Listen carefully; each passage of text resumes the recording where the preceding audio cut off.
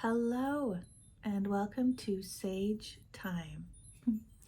Lillian here with you today as I reflect upon the pulse of the collective and more specifically the pulse of the energetic archetypes that are moving through and around the collective right now and in the coming weeks, as well as different ways to consider those collective archetypes, how it's affecting ourselves and others within the collective, and in particular, how to navigate it individually in a way that offers the utmost value, growth, and peaceful sense of presence, regardless of the turmoil around us or within us.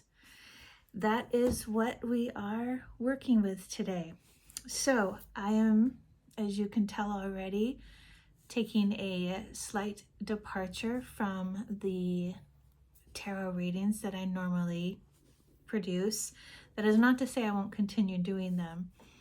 However, this is something that has been calling upon me, and I was pausing with it, in part feeling my own way through old limitations and fears, or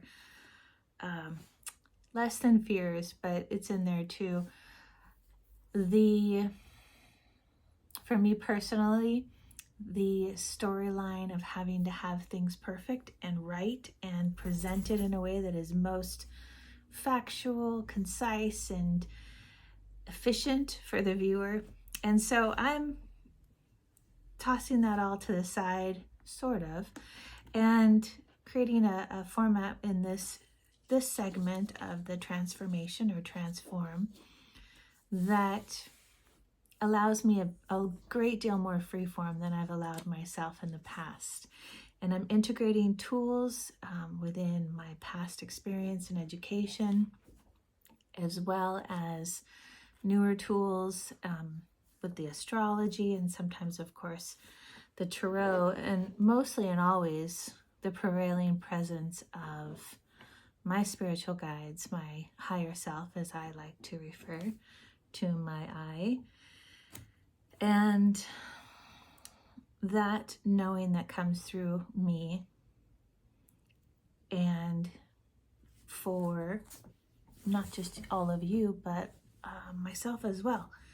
Everything that we teach, we learn, and everything that we learn from others, we teach ourselves. So let's get started. Today, I want to discuss the energies of March, but not just the energies of March. It's more of an initiating kickstart that's occurring in March that is going to be prevalent for the months and years to come. So in particular, in terms of astrology, I like to use different platforms of understanding, whether it's philosophy, religion, spirituality, intuition, medicine, and or science. I like to use these different things and combine them to give a more detailed and a wider berth of understanding. That way, at least for me, and I recognize for others too, it allows a greater opportunity for each person to hear it and absorb it in a way that fits their own individual mold and their own individual path and journey. There we go. Got a little hair in my eye. Okay, so in reference to the astrology, as many viewers know right now, especially if you're tuned into this channel, March is a big month for astrology. We had on the 6th, 7th of March, just yesterday and the day before, right after a full moon in Virgo, we had Saturn begin its ingress into Pisces. out of Aquarius. Now, I'm speaking in terms of common astrology. As you know, the constellation astrology of the sky is one sign back, and there will be times where I'll integrate both.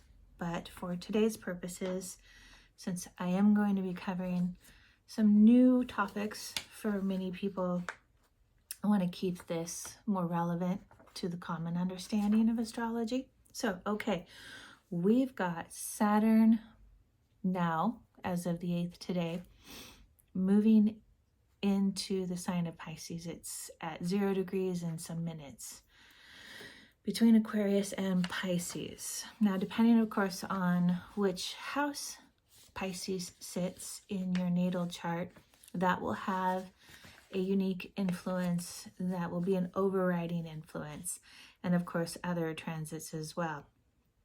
And for the other big aspect that's coming in, we have Pluto near the end of March moving into Aquarius. Yes, Aquarius. So Saturn is leaving Aquarius, going into Pisces. Pluto is leaving Capricorn and going into Aquarius. And I will be sticking with some generalized overview here in the beginning. Again, we'll be moving into some other things.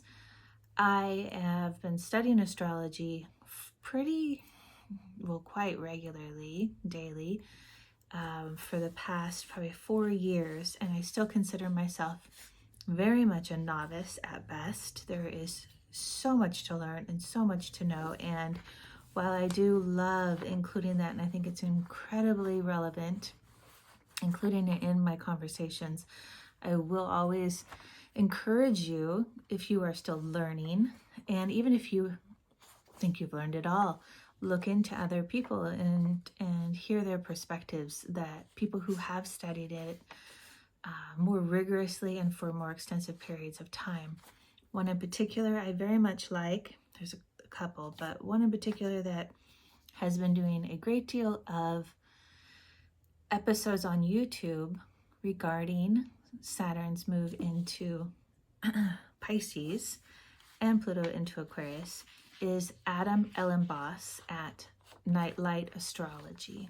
And I'll put that information in the description box below with a link to get to his YouTube page, probably his website too. So Adam Elenbaas does some really great, both Hellenistic, ancient astrological, informative episodes, as well as he brings in his own spiritual intuitive overlay and interpretation. And so I find that invaluable. And if you are interested in learning a really wonderful way of being moved through the astrology, I do recommend him. So, okay, back to the basics of Saturn in Pisces. That's where we're focusing. And with that, we'll then be moving into the solution, because that's really where I come from. My focus is more on implementing how these transits astrologically and or other means of perceiving archetypes and energies and so forth, how those collective influences can be implemented towards a solution. It is very important to, I believe, to look at different perspectives on the whys and the hows that things are happening. And equally as important, I need to slow down. The energies are moving so quickly through me. And I'm getting the signal. Equally as important is, how do we personally find ways that work for us? Different tools and things are great. And how to navigate when we hear, like you listening to me, I offer suggestions and narratives and frames of reference, and how to perceive within your own self, the viewer of somebody else's concepts, what works for you and what doesn't, and when that changes. So I love solution-based and practical as well as esoteric. I love educational, literal, scientific, as well as surrender, open, and listen. And I believe that, perfect to today's topic, these polarities, Pisces, these polarities not only converge into one another, they can't exist without the other. And so they need to be both distinct and separate, as well as unified and honored, and in their distinction and in their reconciliation, and eventually a transcendence, as all oppositions and polarities do. This is part of evolution, right? We need polarities. We need that forced tension and stretch of opposition, compression or stretch, to create the conditions that require an evolutionary leap, transcendence. So here we're entering Saturn, or Saturn is entering the sign of Pisces. And when we think of Pisces, the two fish interconnected in the Yin Yang symbolism, the dark and the light, interconnected and converging, as is the larger white piece. The Yang has that black dot coming through, and vice versa. The dark has the light, the white dot coming through. Yin being the darkness, the contractile, the cold, the gestational, the feminine force. Yang being the chaos, the expansive, the heat, the masculine force. There's a lot more to it. And just so you know, I'm using, in terms of yin and yang, their home of origin understandings and definitions in accordance to both traditional Chinese medicine and ancient Chinese philosophy and 5-element philosophy, topics that I have spent years in extensive study and tutelage with, and practice as a practitioner. So in terms of Pisces, the yin and the yang, and yes, it is pronounced yang, not yang. Yang is how you address a person's name. And yang is the actual energetic term of the yin-yang dynamic. So Pisces, the yin-yang, let's just briefly highlight. We've got oppositions and the balance therein.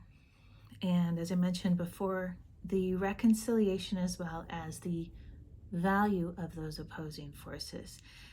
And the recognition that the yin always has a little yang in it. The yang always has a little yin in it. And on the flip side of it, if you were looking at it, the yin-yang symbol as a coin, you would see that the white, the light, on the other side has the dark. So it's not just a two-dimensional image, it's a three-dimensional, more coin-like or even orb-like image would be more accurate. So, pardon me while I come back to my presence and my calm. Thank you, everybody, for your patience.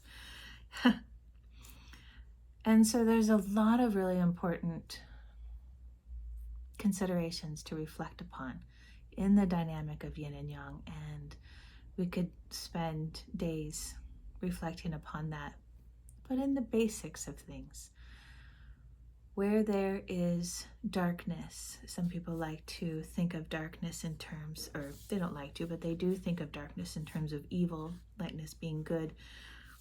Not really a narrative that I subscribe to, but let's go with that in the sense of, yes, and within all darkness there is light. Within all evil there is goodness. Within all good there can be evil. And so this is the idea of Pisces. And as the universe exists, it cannot exist without an opposition. That is the foundational building block of the birth of the universe. It is the foundational building block of the birth of a human. When one cell that is fertilized becomes mitotic and splits into two, now we have two, one to see the other, and then on it goes. The universe can be thought of in that same sense. When there was one of the all that is a source or God or the universe, the first cause, for one to experience anything other than itself, it needed something to reflect upon. And so it created another of itself, one bubble to two, and so forth. So yin and yang is a foundational metaphor, principle, illustration, schematic, and on of much of how the universe exists in all ways. Okay, now also with Pisces in particular, it talks about oppositions. I think we've already discussed that a little bit in terms of how important it is and how essential it is that oppositions have distinct, opposite characteristics. So one side can reflect upon the other in what it is not. And by looking at what one is not, one can start better understanding what one is. So one and one, two. One looks at two and says, I'm not that. Oh, I am that. Am I that? And then there's all the nuances that come from that. Now, what I think is really important is the reverence of and towards what one is not of the two. And when that occurs, balance is able to find its way, as well as transcendence. And so this really keys into the thematics of Saturn moving into Pisces. When we start looking at things that we are not, and we feel that tensile stretch or compression of, I am not that, we are not that, that is not we. And there becomes this, or in the watery realm of Pisces, it can become more of a despairing or a sorrow or a depth of kind of wallowing. And it can, with Saturn's influence, have that force of nature shall not tolerate anymore. And while all these extremes, again, are valuable and essential, I would contend, as an ingredient to bring into the pot that becomes something more, us becoming something more in our evolution as a human being and as a species and as a planet, there also has to be a remembrance of return to balance. So it is in that state of that balanced, centralized presence, the state of presence, so essential that the upward movement of transcendence can occur. So that in that state of new transcendence, new polarities can start to develop. And hence the cycle continues again. Pisces also representing cycles. It is the last sign of the astrological calendar. Aries coming next, being the first, the new beginning. And so that is both the frustration, the tension, of the release, surrender, and rebirth. That is the paradoxical requirement of really understanding Pisces and, most importantly, actualizing it, embodying it, and then actualizing it so that one can become more of what one is. Really briefly, Pisces is a water sign. And in terms of astrology, water has to do, of course, with emotions. I've heard a lot of people speak of water not a lot of people, a few people speak of water in terms of consciousness.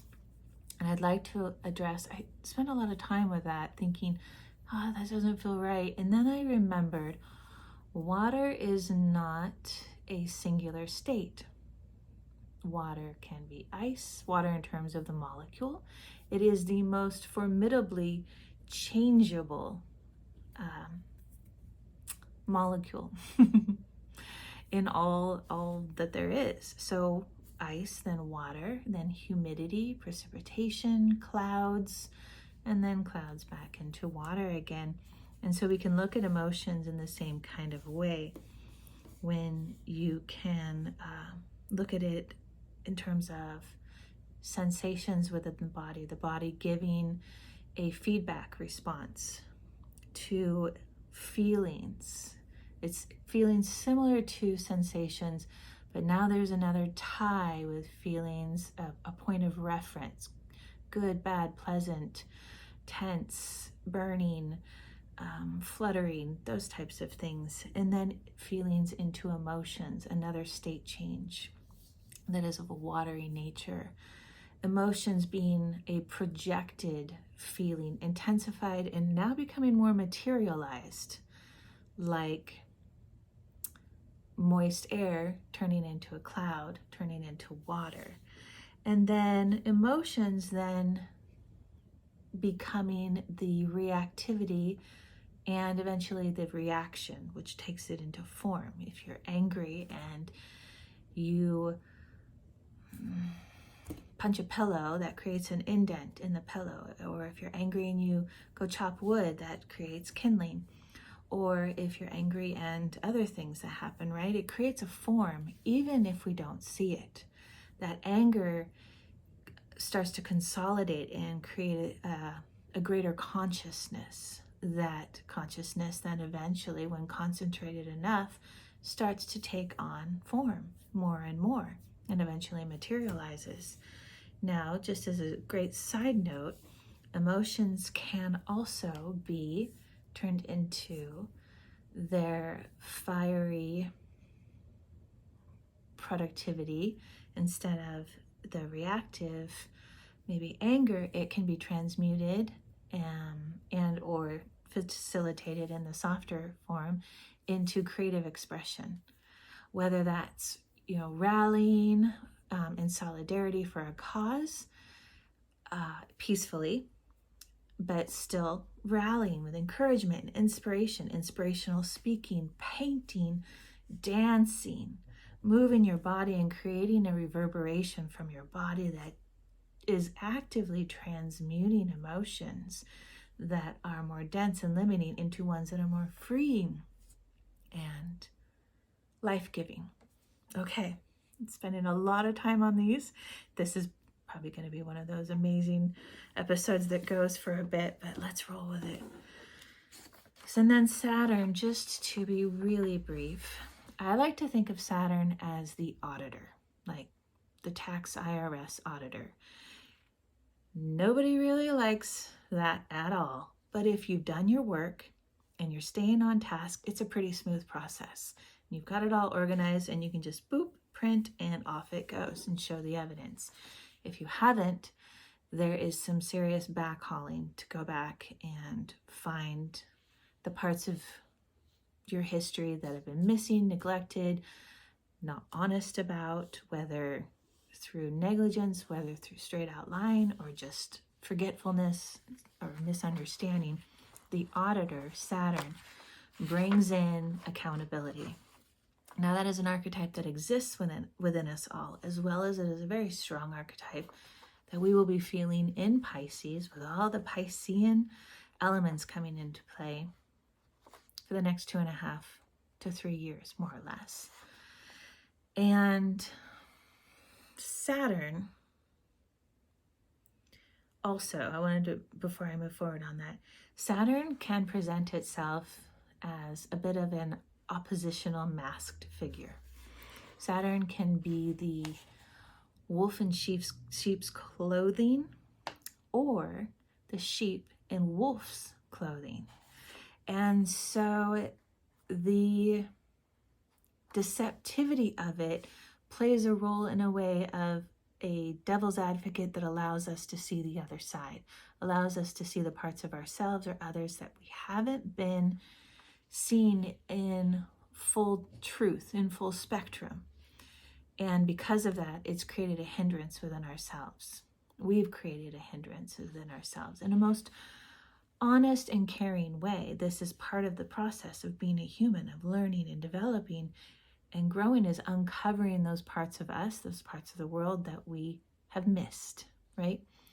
In the Bible, they use the word sin. Sin, in its original definition in the Bible and beyond, is when an arrow misses its mark. So sin was literally translated, even in biblical days, as missing the mark, not something to be condemned or weaponized. However, something to honestly look at and go, where have I missed the mark? Where have I sinned? Okay, I don't need to shame myself. I don't need to shame them. I don't need to blame anybody. What I do need, though, is to spend time with this, really unpack it, and then find solutions and be clear and distinct and honest in my part and in what works, not simply what is easy, what's quick, and what feels good. So that's Saturn. He's the auditor in terms of, it is a masculine archetype. Okay, so now that brings us to what I want to get to, is a wonderful book that I discovered in graduate school that really brought in the practice of Chinese medicine for me. And after graduate school and spending more time with it, opened up all kinds of new avenues. That is Nourishing Destiny by Lonny, Jarrett. See if I can get it there enough. He wrote a couple of books, and he is, to me, above and beyond the best translator of ancient Chinese wisdom. And we're talking about philosophies that are not only in a cultural language so distinct from American and European, but also so ancient. And so he is just an alchemist at translating their philosophy in a way that both honors the words and the traditions of ancient Chinese texts and traditional Chinese medicine, as well as putting it into a language that is easy to understand and is palatable for somebody from more English-speaking countries. So I'm going to be reading and discussing some of these incredible points that talk about the heart and its associative organ and / energy center, the intestine. Every organ pairing in TCM, or every organ has an energetic philosophy behind it. It's more than what I'm going to talk about, as well as it has a pairing organ. Now, when I speak about the heart and the small intestine, these pairing organs, I'm not strictly speaking about the heart organ and the heart intestine. While those come into play in terms of diagnostics and such, what is more the focus is the energetics of it. And you can look at it in terms of chakra. You can look at it in terms of what comes forward for you. Pardon me. And really what I want to spend time, or what I want to highlight briefly with each of these little bits that I'll be bringing up, is a nice introduction also of how Chinese philosophy, Fruity Fly, looks at these different organs in a metaphoric / archetypal, because I think that we will start seeing a transference from Chinese archetypes to astrology archetypes, to biblical archetypes, to New Age spirituality archetypes, maybe, to science. Science has its archetypes. Believe me, as someone who spent most of my adult life immersed in hard science, it's as much as a religion as any others. But that's for another day and another discussion. So for now, before I get started on the reading, If you would like to support this channel, please make sure that you hit that like button and subscribe to the channel if you wish. And as always, I love to hear your comments, even to see your presence. So please make a comment, whether it's a thumbs up, a star, a goofy face, or a long thought out contemplation or otherwise. When I would love to see everybody join in the community of conversation. We have a lot to say, each and every one of us. And when we have the space to listen, we have a lot to hear and learn from each and every one of us. So do that. Okay, let's begin. Sip of water. Ta-da. All right. So, the first bit I'm going to read about is a quote from the Dao De Jing, and this has to do with the archetypal theme of the heart. With the highest kind of rulers, heart is a ruler. It's called the emperor of our bodies and our beings and our energetic fields. So, with the highest kind of rulers, those below simply know they exist. With those one step down, they love and praise them. With those one step further down, they fear them. And with those at the bottom, they ridicule and insult them. When trust, Yin, is insufficient, there will be no trust in return.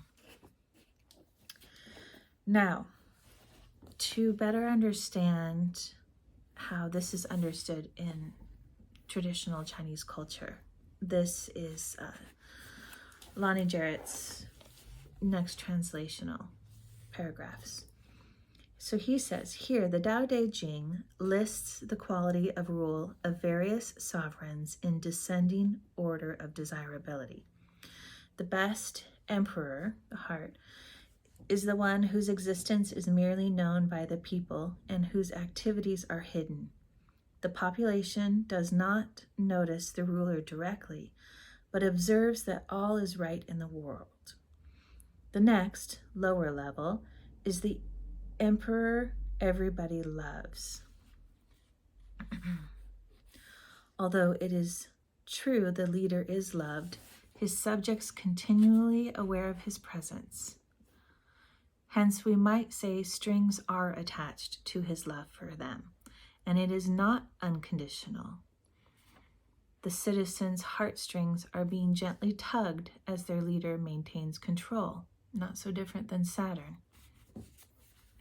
The next lowest ruler starts passing laws to maintain that control, and people fear him.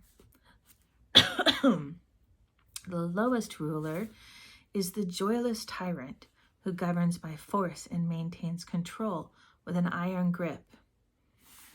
So, just to go back really quick to one of the sentences, the best emperor is the one whose existence is merely known by the people and whose activities are hidden.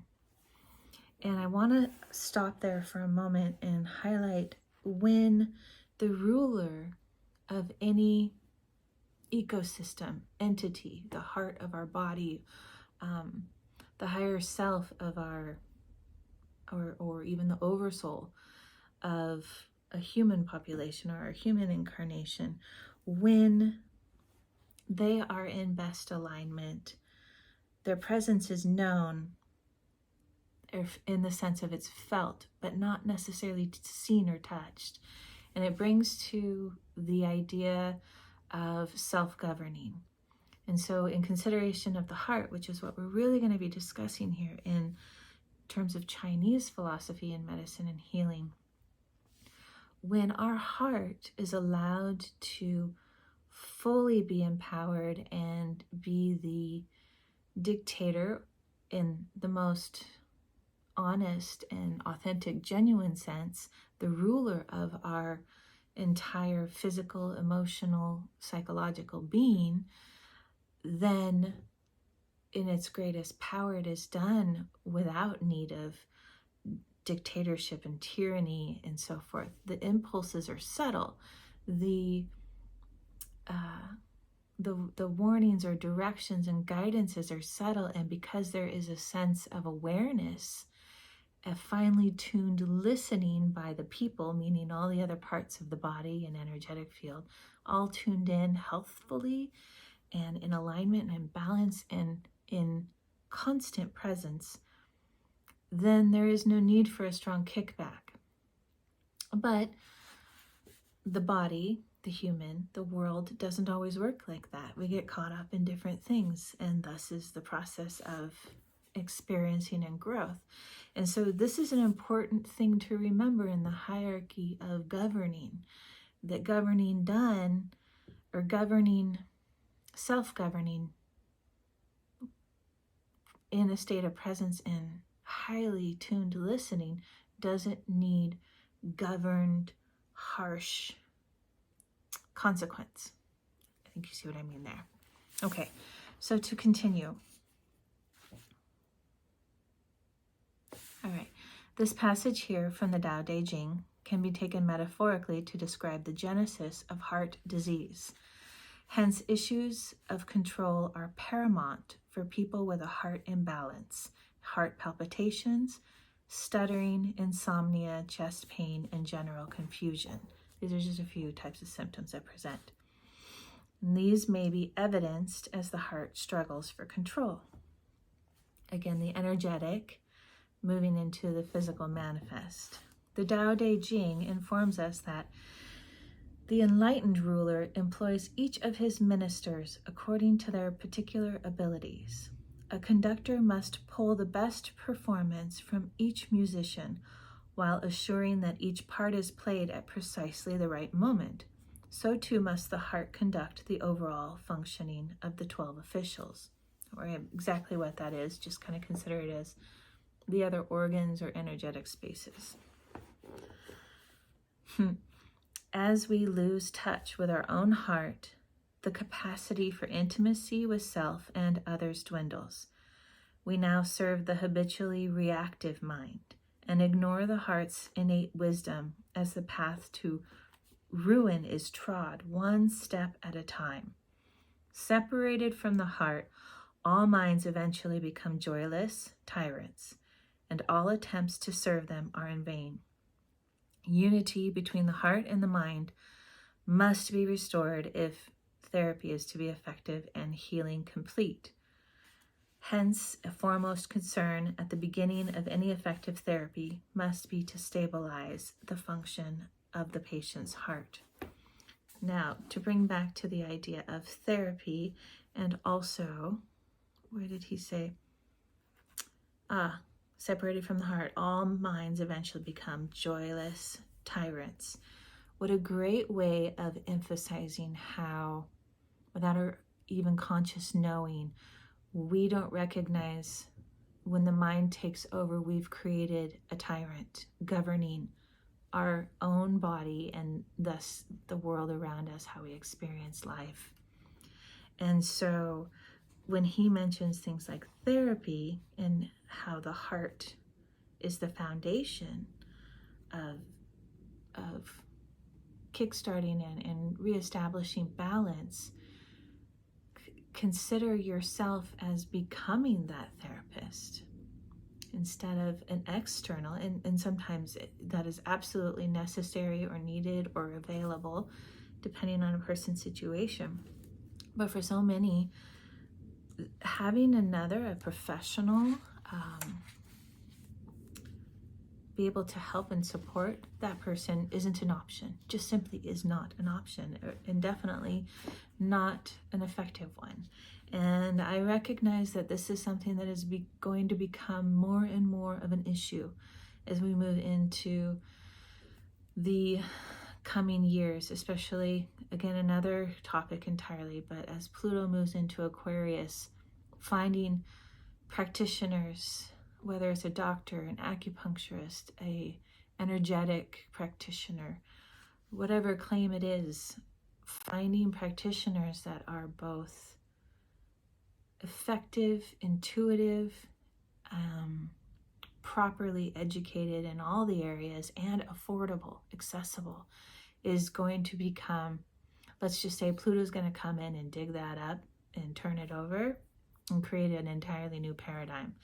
And so that's why, for me, I have such a strong inclination to share with people and to share amongst ourselves and together how we each navigate through these different things ourselves and pick up on each other's tools and perspectives and skills, because we all have different skill sets and experiences. No matter how you slice it, we are all very unique and we are all very much the same. So we share that. Okay, so that is that for that bit. Now, before I go into the next one, it discusses, and when we're still on the topic of the heart, this entire topic is around the heart and its associate companion, the intestines, the small intestines.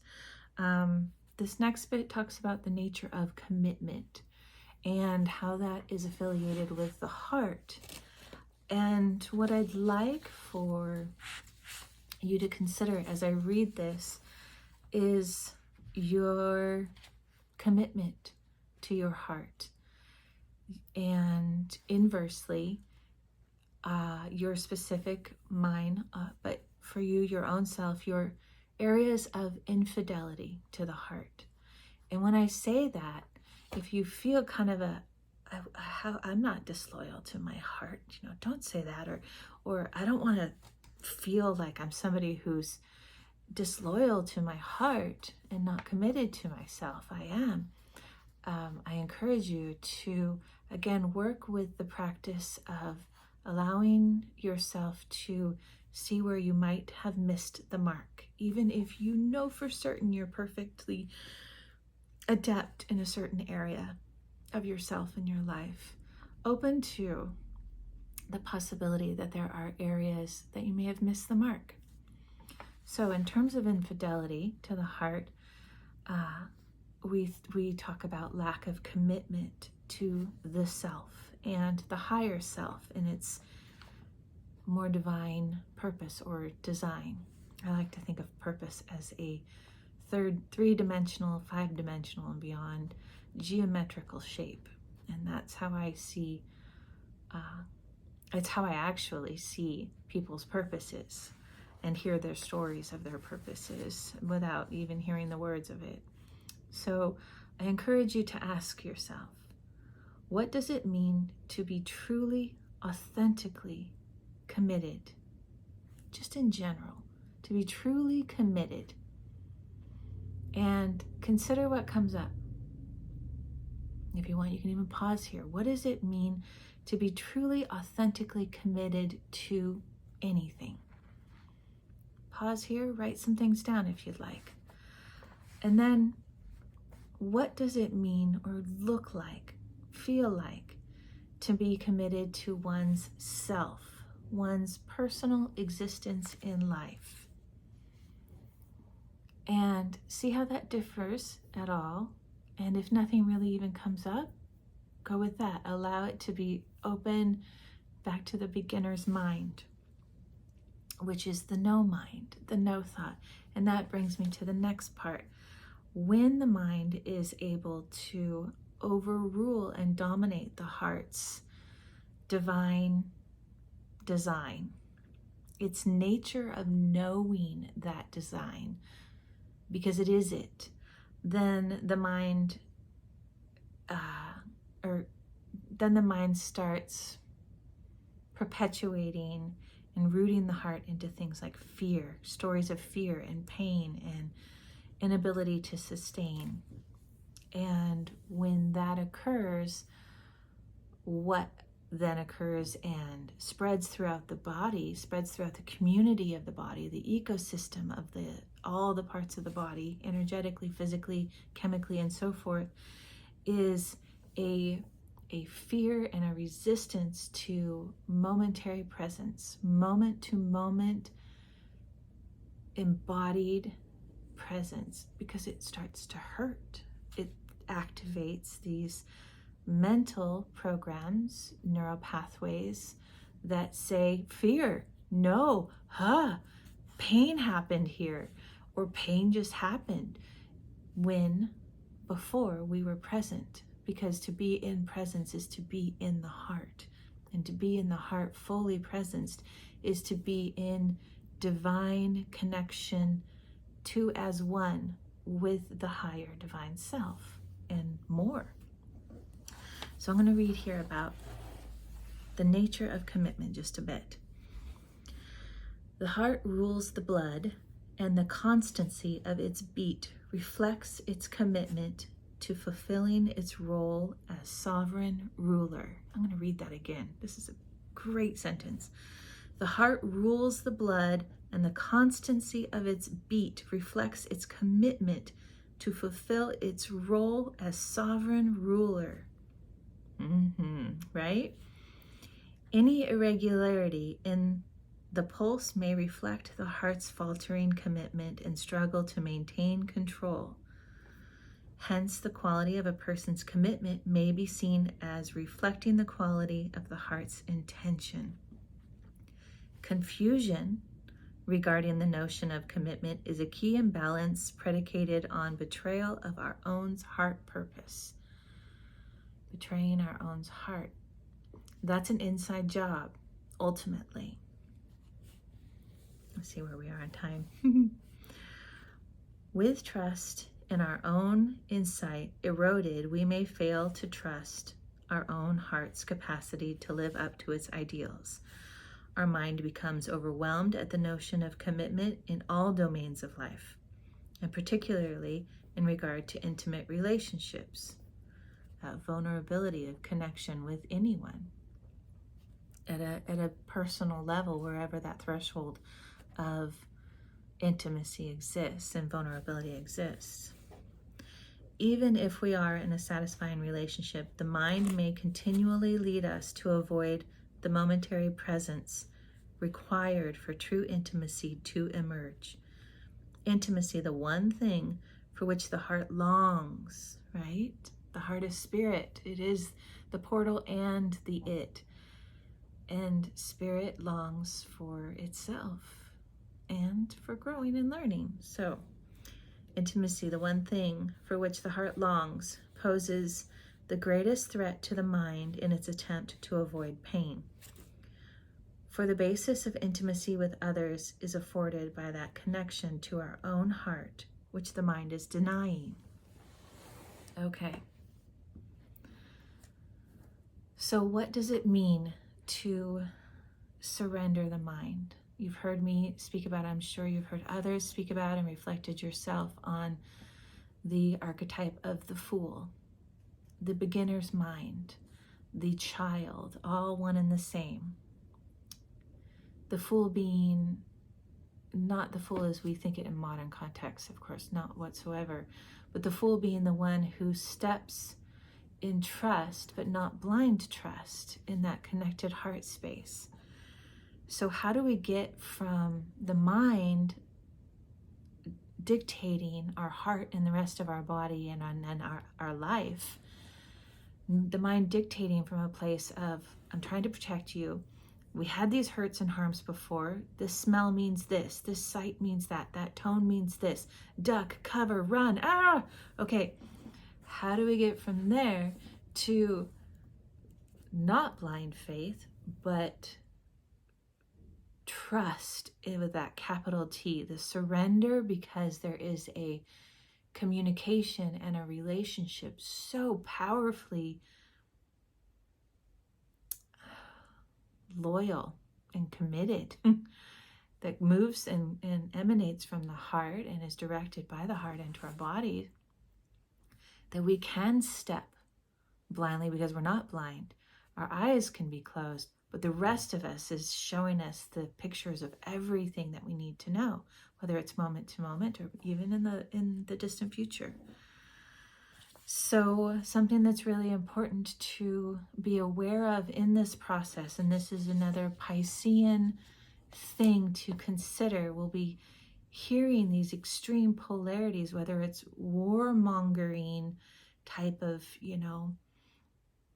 opposition to, it's all good, just be peace and love and it'll all work out, with really no context, no substance, just, again, stepping off the cliff because there was a misguided education or interpretation, or both, that the cliff doesn't have anything on the other end of it. And that's not what that means. So how do we not sublimate in order to change the neuroplasticity? And what I mean by that, it's very common with, for instance, New Age philosophy of, it's all good, just change your frequency. And it's not that those things are wrong, but when they come from a place of not having come from the depths and all the different conditions of your individual experience and each and every other person's experience, which no one person has, it's misleading. And it also doesn't get to the source of the cause, that is the heart. And so sublimating can change neuroplasticity. You know, telling yourself, mentaling yourself to say it's all good and you're happy and you feel good and all it is choice. It's not that that's wrong, but it's incomplete and it's not sustainable, because the moment something bigger, badder, with more teeth, to quote Jurassic Park, comes in, something unexpected and without any precedent in your life, and it knocks you so far off your feet, which we continue to be experiencing as a society more and more as we are being called by Saturn's archetype into evolution. When you get knocked off of our feet, where's the touchstone? The neuroplasticity of it's all good starts to go, it's not all good. And then comes disillusionment, the losing of one's religion, which we're going to be seeing also in very vast proportions, not just with religion, when I say that, with all things, with what's good for me, what's not good for me. As we know, the advent and development of the internet has created through many platforms, an incredible sense of what is real, what is true, and again, that brings us back to the heart. The only way to really know is through that deep, intimate, intricate, and committed fidelity relationship with the heart, the space that is connected and a direct portal to our higher self. And so that's where, while changing neuroplasticity can help a person kind of get a leg up in the process, it isn't the solution. And yet it is also a part of the truth later on, which is a further step in another way. And that's really something that we each will discover for ourselves. It won't be able to be relayed to us from another person. See what I mean? Okay. So, I love this episode. I love that it's long. If you don't love how long it is, feel free to comment. Let me know if you'd rather have it broken up in parts. I can break up a single episode into a couple parts. Or if you enjoyed having it this long and you can just pause at your own leisure or watch it all the way through, however it works for you, let me know. Okay, the next bit I want to read to you about the heart is irony. True control is effortless. There's the paradox that we spoke about in Pisces, of Pisces. True control is effortless. The heart is the foundational function of the fire element, and the irony, which lies thematically at the center of the heart constitution, is identical to that described earlier as generally being true for all fire officials. True control comes from doing nothing. The habituated mind, in its attempt to create a condition of safety for the heart, struggles unceasingly to either maintain or abdicate control in life. In doing so, it either overly constrains or fails to focus the heart in a way that prevents it from ever connecting to true self. I want to read that again. The habituated mind, in its attempt to create a condition of safety for the heart, struggles unceasingly to either maintain or abdicate control in life. In doing so, it either overly constrains or fails to focus the heart in a way that prevents it from ever connecting to true self.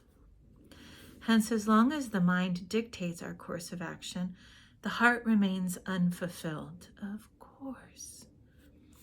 The irony is that only in the surrender of the mind can the heart reestablish its authority and again govern through its innate wisdom. And how? I am going to make a note to myself also in the beginning of my depths of process and returning to self after an incredibly long and arduous initiation. One of the first things that came through for me, and I was able to record it, which was a rare thing at that time, was this meditation that came. Spirit came and embodied itself in me so beautifully and powerfully. And this guided meditation came through of the mind relinquishing its control and surrendering to the heart. And so I will be making a meditation, guided meditation, little mini episode for you guys in the near future, because I do have it. I simply want to edit it and bring it to you in the best form I can. The best form. Yeah, I'm just going to do that. in a even more heart presence to space. We'll go with that. Okay, so there we were speaking about surrendering the mind, the paradox, the irony of controlling. It comes from effortlessness, comes from beginner's mind, no thought, letting go, surrendering, and doing so in a way from a place of wisdom and discernment that is solely based in the heart. That's where the home base is, right? All right. I'm going to go to the next one. And here we're going to bring in a little bit about the small intestine. And I believe I start to get into speaking about presence, practicing presence, and becoming a, well, he doesn't speak about this, Lonny Jarrett, but it's in there, becoming a practitioner of the self. Practicing presence is to become a practitioner of the self, which to me is the highest form of becoming a practitioner that there is out there. And you don't need to spend $100,000, $200,000 in formal education to become a high quality, highest class practitioner of the self. And you will be the best one there is when that commitment and dedication of presence, practicing presence anchored in the heart, is at the forefront of all things. You'll find more and more too that less things need to be done, less money needs to be had to have things. They simply come into play and fold and form together exactly perfectly, and you'll know it. You do know it. So that is the baseline of becoming a high-level practitioner of the self. Automatically serving the heart's most basic and essential need. And the heart's most basic and essential need is to be heard. Becoming a listener, that's what a practitioner does. And that is something that is more involved and more layered the more you get into it. And the more you get into it, the more refined and developed and masterful you become. And really the only other thing next to being heard in terms of a heart's essential need is to, in the presence of being heard, to be held, meaning to be unconditionally loved and accepted in kindness. So again, that is another thing we'll get into more in another episode, and in that, it's in that meditation I'll be sending you. Okay, here we go. The small intestine is the heart, the emperor, the heart's closest minister, and the conduit both from the heart into the world and from the world into the heart. The functioning of the small intestine mediates the clarity with which we are able to perceive and communicate the truth and penetrating insight stored within our heart and the hearts of others. It is rare to be granted a private audience with the emperor, and at best we are received by the highest minister, which is the intestine. The gut, that gut feeling, right? What do we call our intuition? The gut feeling often, right? The emperor must be concerned with only the most important details in running the kingdom, and it is up to the minister to sort out what messages are appropriate to relay to the imperial chamber. And I want to say really quickly, when I was in med school, one of the one of the big things that we all learned in anatomy and physiology, both classes, was the intelligence of the gut, specifically the intelligence of the intestinal system. And when I say that, very accurately, I'm speaking in terms of it has its own neurological, like the brain, and now we know the heart as well. It has its own neurological system, one that can be compared to even outranking the brain. And that's on a scientific and observational, recorded, and persistent recognition.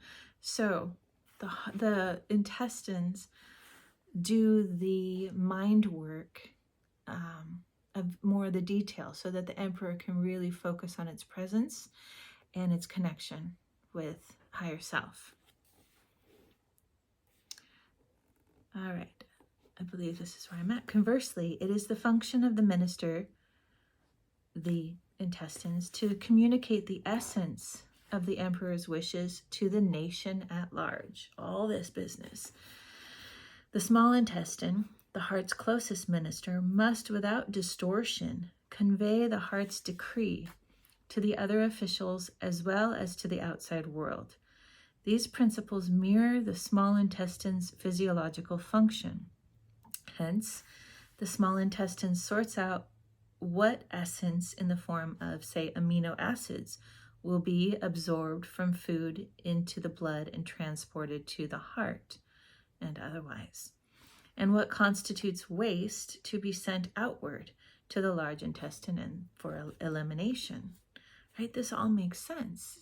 The physical, the physiological, the emotional, the psychological, the spiritual, they're not distinct in that they can be differentiated, and they need to be differentiated to compartmentalize so that we can understand them as distinct, but to also understand and recognize that they're not, that they're all mirrors and fractals of one another with their own different roles so that the whole system can work together as a whole. Okay. Imbalance in the small intestine. If the function of the small intestine is compromised, confusion is the result. As we misinterpret both our own intention and the intentions of others, now the heart can no longer communicate its insight, and the mind begins giving and receiving mixed messages. Bitterness, the flavor associated with fire, is also the emotional correlate of the toxicity that results physiologically if the small intestine does not perform its function of sorting properly. Okay, because a primary function of the small intestine is listening to the heart, patients with severe small intestine imbalance often evidence a complete inability to hear what the practitioner is saying. And I bet we can all say, like, we have experienced that with others where they couldn't hear us. The patient's mind so colors life that interpretation of what is said and what occurs bear no relation to reality. In fact, the patient or the other person, and of course ourselves, that isn't able to hear factually, the patient's interpretation of what is said is often diametrically opposed to the actual communication.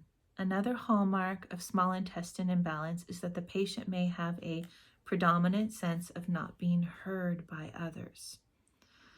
So not only can the person not hear, so if you're feeling, and I've experienced this, where for a good part of my healing journey, where I did not feel like I was being heard by others, that is a really important clue of what we're speaking here, of the small intestine imbalance. Okay. Patients may be convinced that others do not understand them, not realizing it is a result of their own unclear communication. In effect, the small intestine is a lens that focuses the intention of the heart. It is a lens that focuses the intention of the heart, that connection to spirit. The confusion that typifies small intestine imbalance may appear as a type of dissociation. Definitely something that is pervasive in modern culture on a grand scale, and on a scale so insidious that we can't even recognize it within ourselves. And thus is the journey to begin to uncover and unveil, even if we already have in so many ways, all the other areas where we are dissociated, we are not connected and present.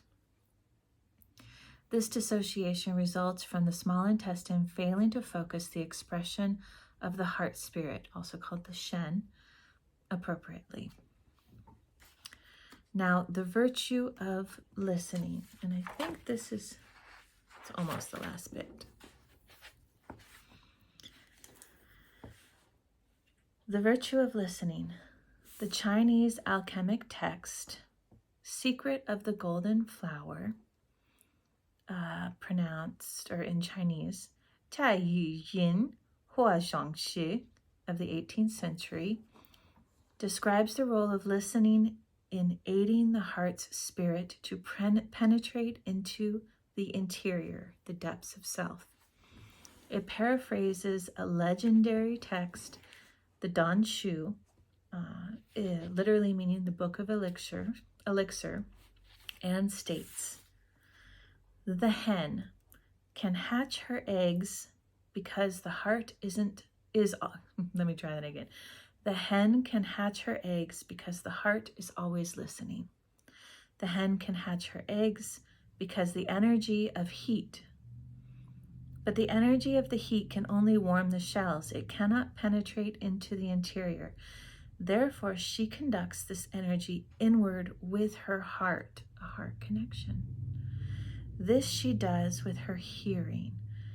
In this way, she concentrates her whole heart. When the heart penetrates, the energy penetrates, and the chick receives the energy of the heat and begins to live from heart to heart. Therefore, a hen, even at times when she leaves her eggs, always has the attitude of listening with bent ear. Thus, the concentration of the spirit is not interrupted. This example, Lonny Jarrett then goes on to say, this example serves as a metaphor for the way the function of the small intestine's capacity for attentive listening may empower the function of the heart. The elaborate ritual of the hen caring for her egg is based on attentive listening. It is the concentration of our Shen, the heart spirit, that brings intention into the world in a way that fulfills destiny.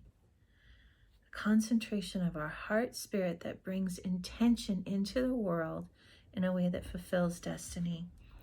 If habitual reaction to the emotions of sorrow or joy perpetuate a dysfunctional relationship between the heart and small intestine, the heart shen will not be focused in a way that promotes connection to life's purpose, and I would say life itself, which I feel is the purpose. Life's purpose is to connect with life itself. And so then this last bit, irony. Listen to be heard. The irony at the heart of life of the small intestine constitutional type is that the basis of true communication is listening. The ability to speak clearly is based on our ability to access, through listening, our own inner truth. In illness, the mind of the small intestine constitution is turned outward, away from the standard of truth present in our heart and the hearts of others. It is therefore only able to communicate its habitual desires, patterns, conditions, neural patterns, and in the end distorts all that is heard and spoken. So when the neural pathways of the mind that were created and perpetuated out of past life experiences and outcomes, then that becomes the running force of the heart, then the heart isn't able to connect with both its divine self and in relation to another, which is part of its yearning, is to connect with life, another person and thing, nature itself, the heart of another person. And when one human to another human connects at a heart level, truly heart developed, practitioner of self level, then we are talking one higher self is connecting to another. And when that occurs, there is an alchemical evolution and creative expression between the two that is absent of all the distortions and untruths, we'll just say, to not go on and all kinds of rhetoric. So to be able to do that, to be in the presence of oneself and develop a relationship with one's higher self and the world around us in a general sense, is truly a divine way to live and unfolds our life in a way that is beautiful and incomprehensible, because it really is experienced only moment to moment, but it can be shared in a moment in connection with another person or even animal, but especially with another person who has done the same. Now, this is something that is so rare, I dare say it's almost never happening, at least not in modern culture and not on a regular basis. There are people who are getting there more and more, and there is so much work and development. And when I say work, I mean surrender work, stillness work, deep listening work, and development to be had in this.